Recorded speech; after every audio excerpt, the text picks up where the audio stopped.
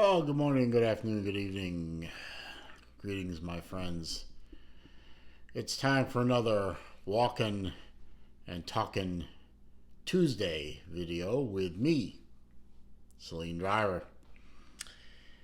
Unfortunately, it's going to be a little bit different walking and talking video because as I turn the camera around, you can see out my window here. It's cloudy, it's rainy, it's rather shitty out there. So I'm not walking and talking out in the outdoors today. I'm walking and talking in my house. That's my staircase. That's the staircase I fell on years ago and broke my ankle. Maybe some of you remember that. I certainly do. That's why I don't go upstairs anymore. Anyway, so I'll walk around my house like Uncle Lou does sometimes, only I'm not going to just show my feet and climb stairs. That's not what I'm going to do. Anyway, I'll just walk in circles, going down my hallway, there's my front door behind me, through the kitchen, and then back around to where I was. So, what am I going to talk about today? Oh, by the way, I'm not using the Battle Angel Memorial selfie stick today. I'm using my tripod with the legs folded up, doing the handheld thing. So, what do I want to talk about today? Well, a lot of my friends online, I think, I know Uncle Lou has addressed this.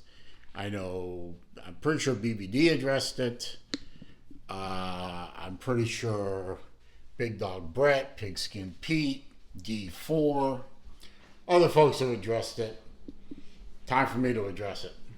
And this is the what I call the quitter syndrome. Yes, I want to talk about what I feel about the folks that quit at ball time. And I agree with Lou, and I agree with the other folks. These are quitters. These are, this is not, I'm going to just opt out. I'm going to, prepare myself for the draft. Nonsense. You quit. You quit on your university. You quit on your team. You quit on your fan base. You quit. You obligated by contract, as it were, to play a full season. A full season includes the bowl game, children.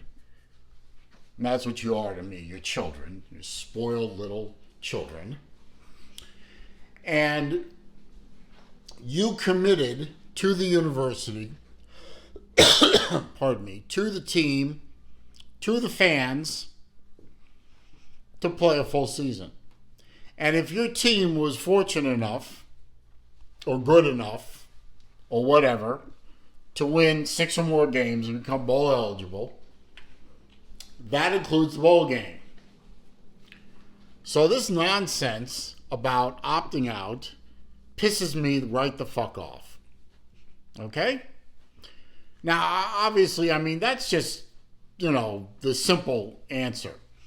What I don't see other people addressing is, what are we going to do about making this stop? You probably can't make it stop completely. But you can make it difficult on some of these kids. And I don't care if they're 18 to 23-year-old males or females. If this happens in other sports besides football, I'm sure. They're still kids, at least mentally. So how do you stop this? Well, I have an idea. And it's a bit radical. It's a bit harsh. But then again, I'm the get off your lawn guy, so I don't give a shit if I come off as harsh. It's my opinion, and I'm right. Because I'm always right, because I am Celine Driver. And Celine Driver is right. My solution is, if your dumbass opts out, quits, and it isn't due to a provable injury or other such hardship as the NCAA might determine in the future when they make this rule, and they should make this rule.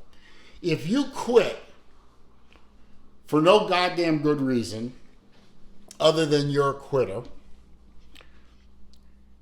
you should be obligated, especially in the era of NIL and you're making money,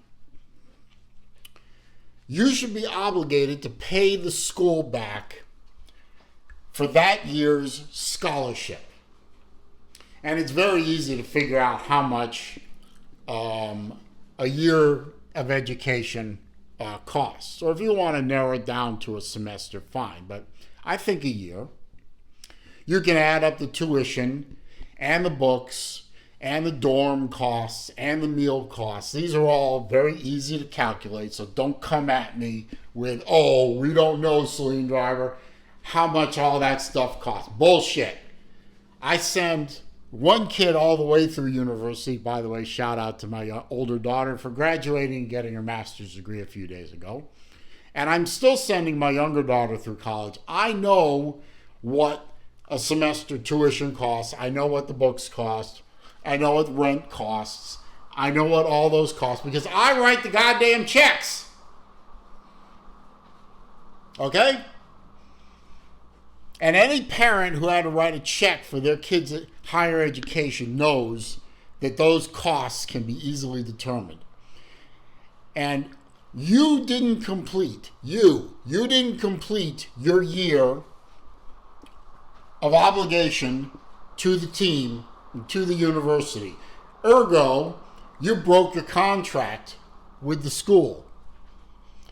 Therefore, you're in abeyance of that contract. You should be required to pay that money back. Now, if you think you're a pro prospect, you can defer that until you sign your multi-million-dollar contract and your multi-million-dollar shoe deal with Nike or whatever, and benefit from slave labor, but that's another subject entirely.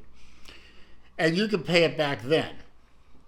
But you should be obligated to pay your school back because you didn't complete your end of the bargain.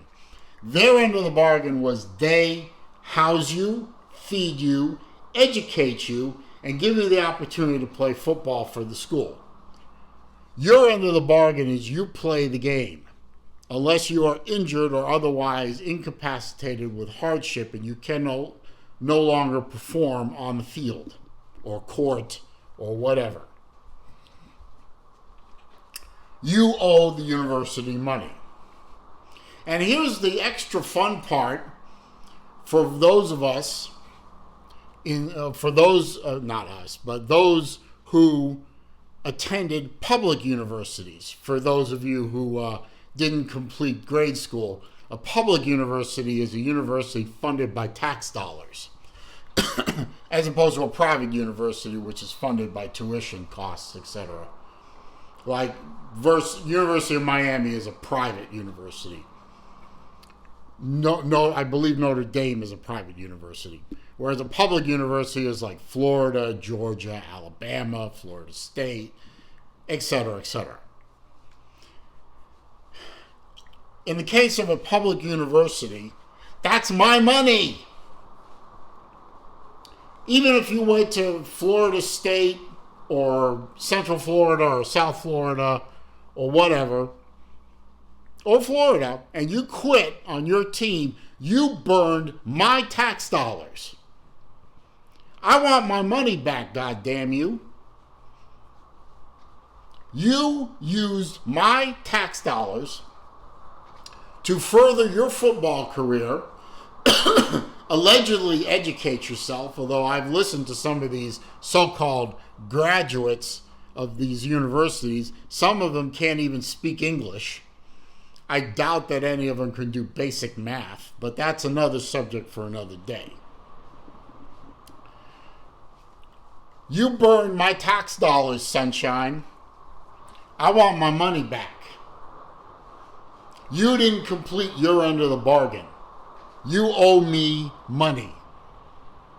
And by me, I mean the public that funds the universities and paid for your scholarship. So that's the way I see it. If you quit, and you did quit on your team by opting out of the bowl game, you quit. You didn't finish the season. And if you're not injured, and you can't demonstrate an injury, or you can't demonstrate a hardship, you owe the university to finish the season. And if you decide not to, for whatever reason, you need to pay the university back for the year of scholarship that you absorbed and didn't complete your obligation to the university to.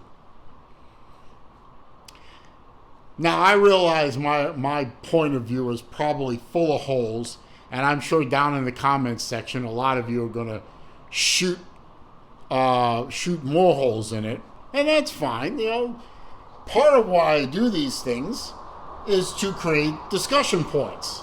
You know, let's have a discussion. Let's have a debate. Post your comments on why you think I'm wrong, or where I can clean up my opinion a little bit, and have at it. You know, I welcome full and honest debates.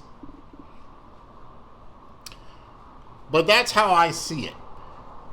If you opt out of the bowl game, you're a quitter, and you owe the university a year's worth of scholarship back. By the way, that noise you hear in the background is rain hitting the roof, in case you were curious. So, that's it for my indoor walking and talking video on this Walkin and Talkin Tuesday. Hopefully, next week on Walkin and Talkin Tuesday, it's not raining and I can go back outside. But for now, this is your boy, Celine Driver. Be safe, be careful, stay healthy. I'll see you soon.